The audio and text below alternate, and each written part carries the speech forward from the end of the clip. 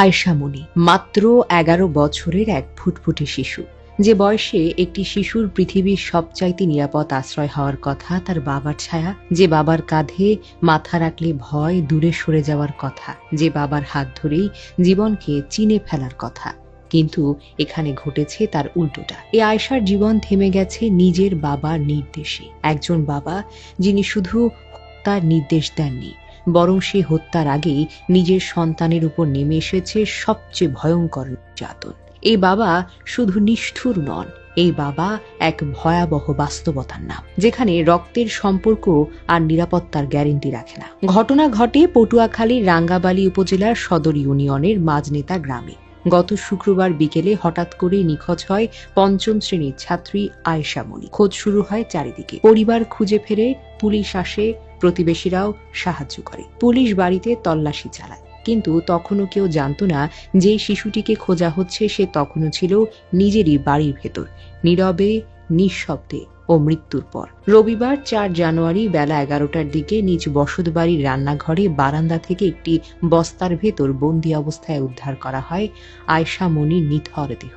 সেই মুহূর্তে কান্নায় ভেঙে পড়েন বাবা বাবুল পেদা।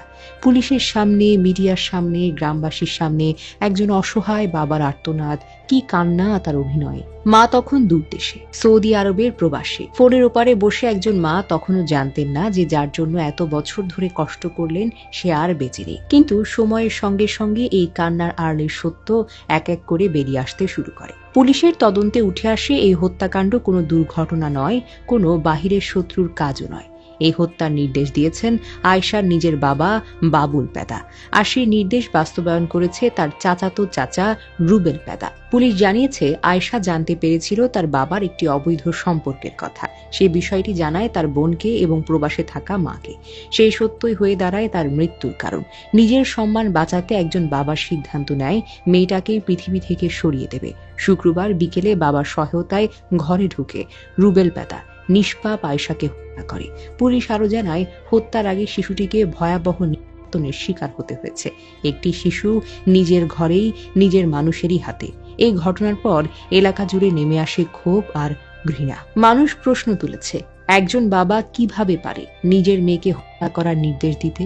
গ্রামবাসীরা এক বাক্যে বলেছে, এই হত্যার দৃষ্টান্তমূলক বিচার আমরা চাই, যাতে আর কোনো আয়েশা নিজের ঘরে নিরাপত্তাহীন না হয়। রাঙ্গাবালী থানার পুলিশ জানিয়েছে, প্রযুক্তি অনুসন্ধানের মাধ্যমে মূল আসামি ও হুকুমের আসামিকে গ্রেফতার করা হয়েছে।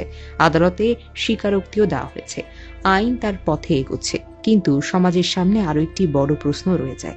আজ যদি একটি শিশু নিজের বাবার কাছে নিরাপদ না থাকে, তাহলে এই সমাজে কাদের জন্য তারা নিরাপদ?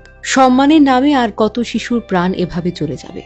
আর কত বাবা নিজের মুখোশ খুলে ফেলবে সন্তানের রক্তে? আয়েশা মনির বিচার শুধু একটি মামলার রায় নয়, এটি হওয়া উচিত একটি সমাজের আত্মজিজ্ঞাসা।